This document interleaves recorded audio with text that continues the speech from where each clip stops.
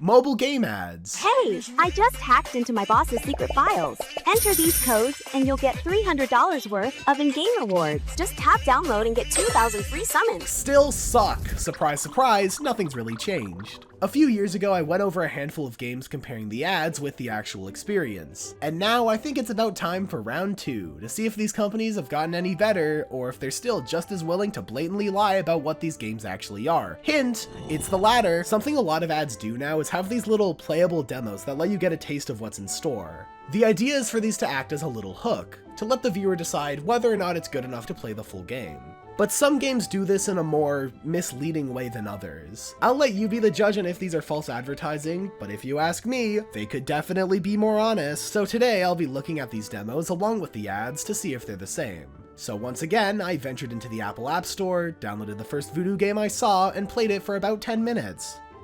Yep, the first thing I noticed is that most ads aren't even for normal games anymore, but instead are for these weird fake gambling casino apps that promise real money going straight into your PayPal. Hey boss, I hate watching ads for more times. Can I play cash game without watching ads? Download Solitaire Duel. Great! From today, if you download Solitaire Duels, you don't have to spend a single penny or watch a single ads. And you can win in as fast as 10 minutes. Please don't fall for these things, they are most certainly scams. Anyways, welcome to more garbage ad games.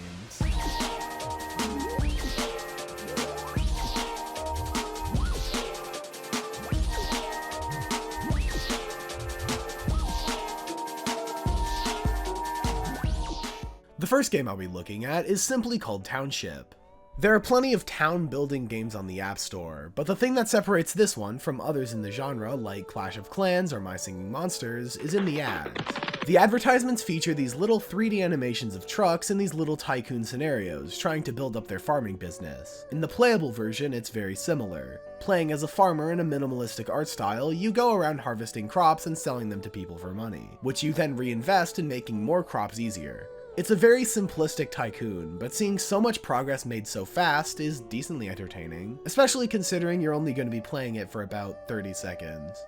Anyways, the actual game is nothing like this. Nope, not even a resemblance. So first of all, see how everything here is in 3D? In-game, this is not the case. It could actually very well be the most generic 2D city builder I've ever seen. You play as the guy running your town, and the gameplay is exactly what you'd expect. The most bare-bones waiting simulator. Plant crops, get money, build houses, and level up. After the tutorial, the game asks you to name your town. I've decided to name mine Joe. Now, who's Joe, you might ask? I don't know. The animations on all the buildings are actually very well done. It makes the town feel a lot more alive, since there are actually people around. People I can watch as they helplessly suffer in their eternal imprisonment.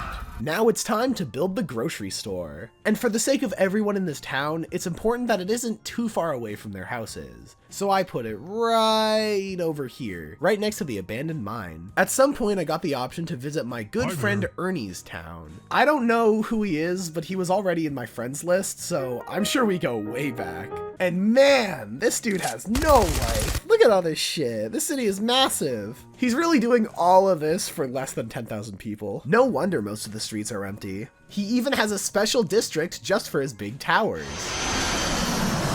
I will say, seeing Ernie's city has given me some inspiration. From now on, I'm gonna run this town like a true businessman. That means profit over everything else. Trees? Gone. Decorations? Gone. They're all just commodities to be sold for profit. At some point there was a guy relaxing on some chairs I was selling, so I sold him too. Freeloading loser. Ha! Should have been working, buddy. In conclusion, I highly recommend moving to the town of Joe. It's a lovely place, with only a 10% chance that you'll be taken and sold to the highest bidder. But the best reason to live here is that the mayor is a very kind, down-to-earth guy who always has your best interest in mind. As for Township, I mean, it's whatever, I guess. Painfully generic and misleading compared to the advertisements, but it was kind of fun to play around with.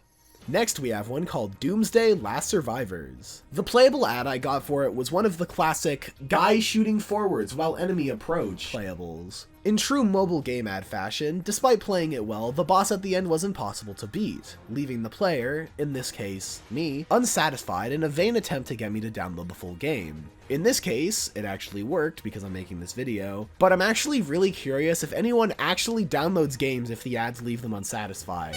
I feel like that would have the opposite effect, but so many ads do it that it has to work on someone, right? Doomsday has other ads too. At first, when faced with ads for a zombie game, I thought of these really weird ones with goofy characters running away from zombies, but those ads are actually for a completely different game. The ones for Doomsday are also pretty bad though, like this one, where a survivor goes underground. Just very cheap looking all around, and also not something that happens in the actual game. I have reason to believe that this game either doesn't like women or likes women a little too much. There is no in between. On opening, the game showed me these detailed menus, really hyping up how great this game looks. Man, I'm so excited. Okay, never mind. So it put me on some bridge and gave me the tutorial. Already, the game looks very different from the ads, though in this case, the actual game looks better.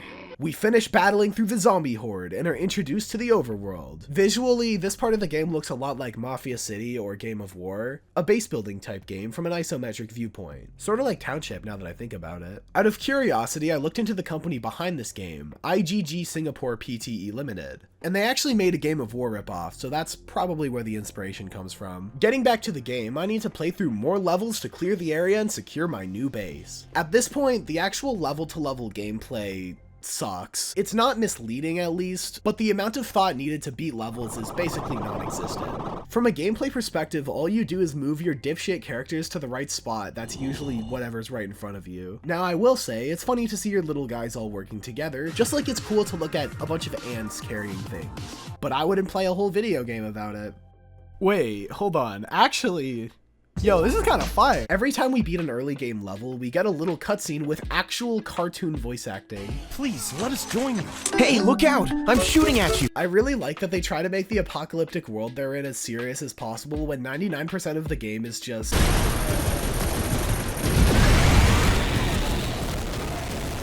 Eventually, after one mind-numbing level after another, we make it to the boss. We've got to take down this big guy. You see this big guy? He be eating all of the little guys. While incredibly simple, it was a nice break from the monotony of everything else, even if it's basically the same gameplay as before. With the boss killed, we can secure the area and turn it into our new base. But then more zombies show up, and Nora gets bitten. No! Not Nora! I've known her for only like 5 minutes, but I feel like we've already really built a strong connection. Sigh. Maybe if she wore any sort of armor to protect herself in the zombie apocalypse instead of being basically naked, this could have been avoided. We get the option to try to save her or to end her suffering. Kill me now!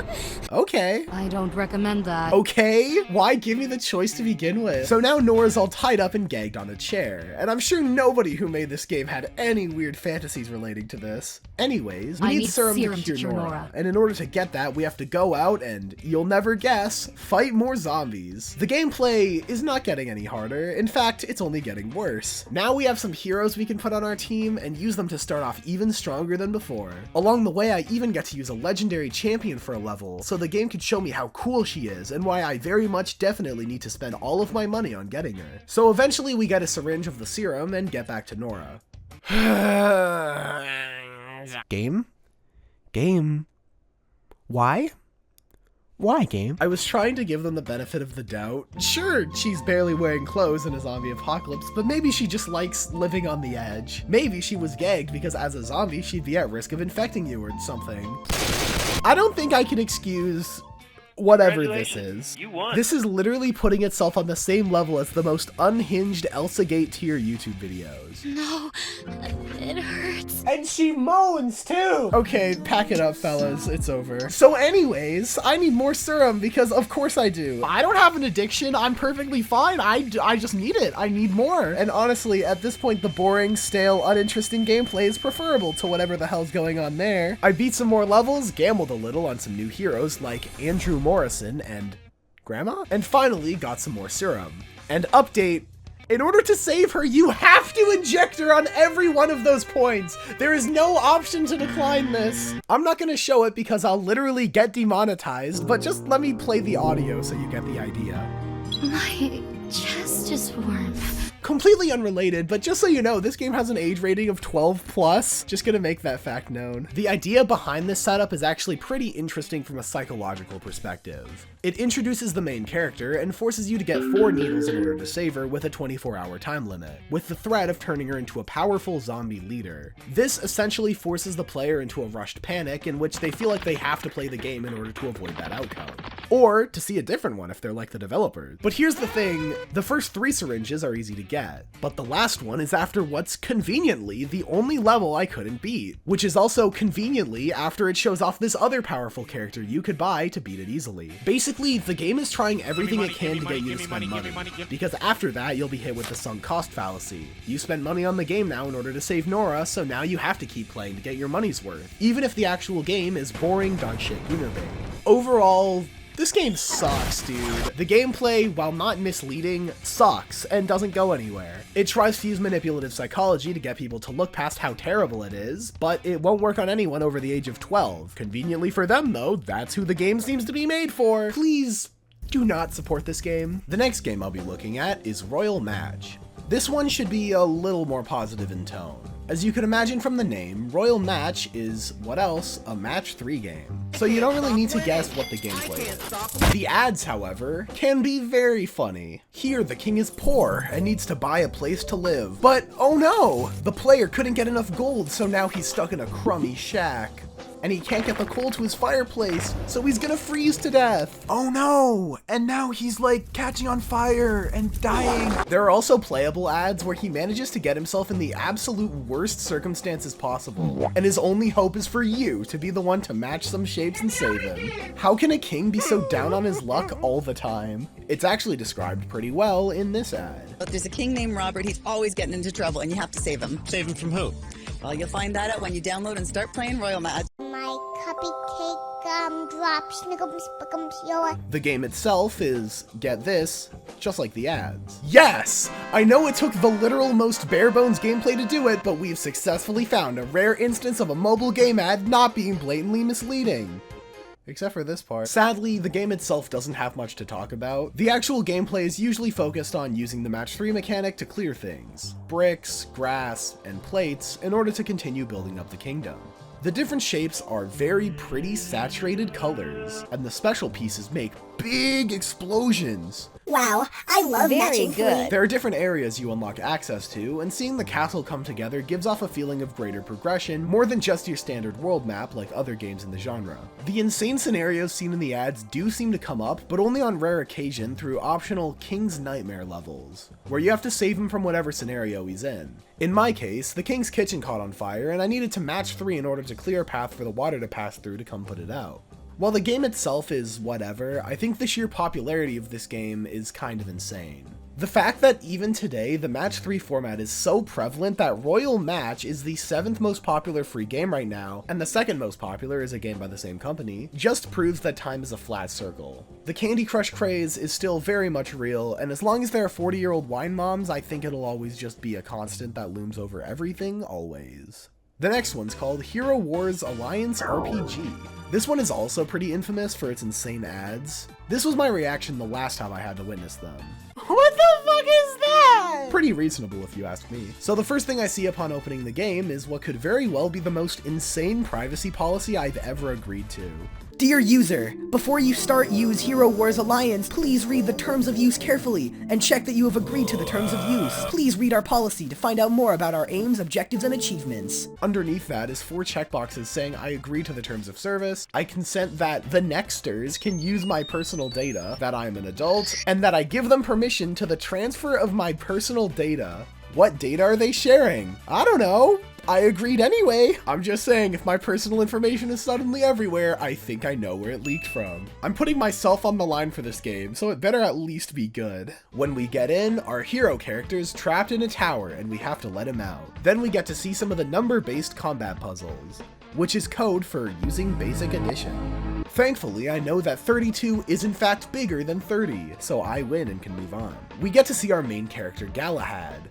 Okay, I'm just saying, one of these depictions is way cooler than the other. Then he falls into a different map, where things are a little more open but with the same general gameplay. You just tap on the enemy with the least amount of health so you could add their number to yours. That's the main mechanic shown throughout its advertising. However, when actually playing it, much like the shooty gun ads, it gets boring really quickly. The game tries to hide this with chests and other breakable objects that give you coins and gems. Then you can also fight bosses and go to towers that lead to the other types of sub-games. The tower one from earlier, but also another auto fighter one that's very similar to something like Raid Shadow Legends. While going through this area, things technically happen, but describing it sounds a lot cooler than actually playing it. You meet a giant troll woman and she'll fix the bridge for you if you get 500 points. You do this by tippity-tapping more things. Hooray! Something I find very funny is the moment Galahad interacts with a woman. Wow! You handle that machine gun like a pro! Gear Goddess. After going through enough enemies, I eventually got some more characters and made it to the town. It seems everything leading up to this point was basically just a tutorial. But the weird thing is that after finishing it, the main campaign is almost nothing like what I just played. It's just the auto battler from before without everything else complementing it. I don't know where the rest of the game went. The variety seems to be mostly contained in the cold open, which is unfortunate because as brain dead as it is, there are definitely ways to build onto this type of number-based combat to make it more challenging, interesting, or advanced. It's almost as if the developers knew that this gameplay would get stale and needed something more reliable to fall back on, to avoid the same problems we saw with the gameplay in Doomsday. But don't worry, guys. I know this may not be the game promised in the ads, but look! You can open loot boxes to get characters! Thank goodness they kept the mechanic that makes them more money. Really shows the priorities. Overall, you probably shouldn't try this game. The gameplay itself seems whatever, but the terms of use seem kind of insane. Do not try this at home, please. The last game I'll be looking at is Evony. This is one of the most iconic games in terms of its ads. Being a few years old, the most interesting thing to me is how the misleading ads have changed and evolved over time. Not in the sense that they're no longer misleading, because they still are, but more like that the type of ads have evolved. When it was first getting popular, its ads were about this pin-pulling puzzle mechanic that in the current day didn't even make an appearance. Nearly 3 years ago, my friend Sournell covered this game in one of his videos, and the game he played was fundamentally different from the version of the game I played today. Looking at the branding and comparing them, they're almost completely unrecognizable. Sometime between 2022 and now, it switched from the fake pin game to the fake shooting game. It seems the one constant is the predominantly negative reviews complaining about it. And also receiving the most NPC inhuman responses possible from the developers. Dear player, to better solve your issue, could you provide more details so that we can assist you further? Thanks for your patience, and we seek for your kind understanding. Great working. One more thing I found absolutely hilarious about the ads was the disconnect between the videos and the playable demo after. The hard cut from expectations to reality is so unbelievably funny to me. It's a broken, stuttery mess that barely works. When I played the actual game, I watched what could possibly be the lowest quality video in any video game I've ever played.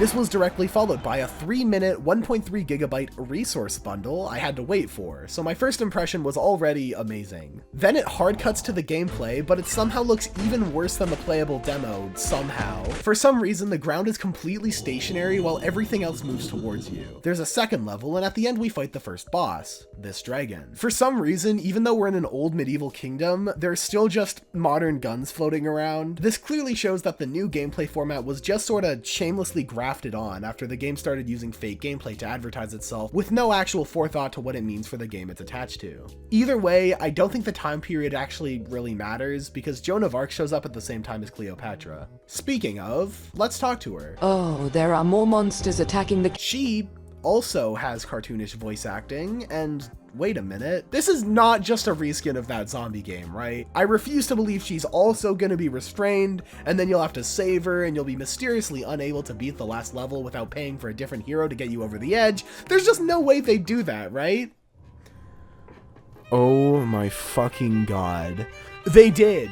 They were so lazy they just took the exact setup of a different game and reused every single point of psychology to manipulate gamers into spending their dollars. The mobile game industry is an incestuous amalgam of scummy business practices, and this game is yet again proof of that fact. Out of curiosity, considering they're the exact same game and both have seemingly infinite advertising budgets, I went to check if they were made by the same company, but no, they seem to be completely separate entities. The craziest thing to me is that, by all counts, Evony seems to be the more successful game, even though at every turn it's been a consistently less polished experience. To be fair, I have no idea which game is taking from which. Evony's been around for a while, but as I mentioned earlier, it was a completely different game. Judging by the quality difference, I think I can tell which one is the rushed clone. Overall, Evony is trash doo-doo ass.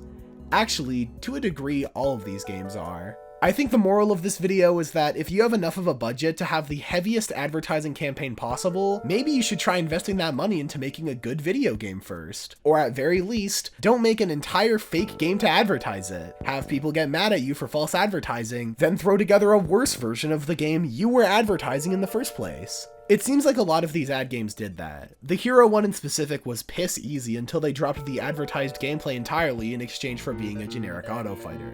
Now, there's still one more thing I want to say in regards to these games. Even now, I think the actual games attached to these demos are almost entirely different. But if these little demos look interesting to you, there are actually some games that capture the simplicity and actually function as a complete package. Yeah, you want those games, right? So here you go, now let's see you clear them. And its sequel are two actually decent little games that have you actually playing a lot of the games you'd see in these ads. They're each collections of the most popular ad games, so you've undoubtedly seen the gameplay here before, but they have a consistent visual style, actual progression, and are most importantly, a working part of a greater package. Who would have guessed that if you design an entire game around the gameplay, all of a sudden it's a lot more well thought out? That's all I have to say about ad games. Mobile games are cooked, and I think that's been my general opinion for the better part of like 5 years. In some ways, it's nice to know that some things never really change. Now if you excuse me, I'm gonna go play an actual good game.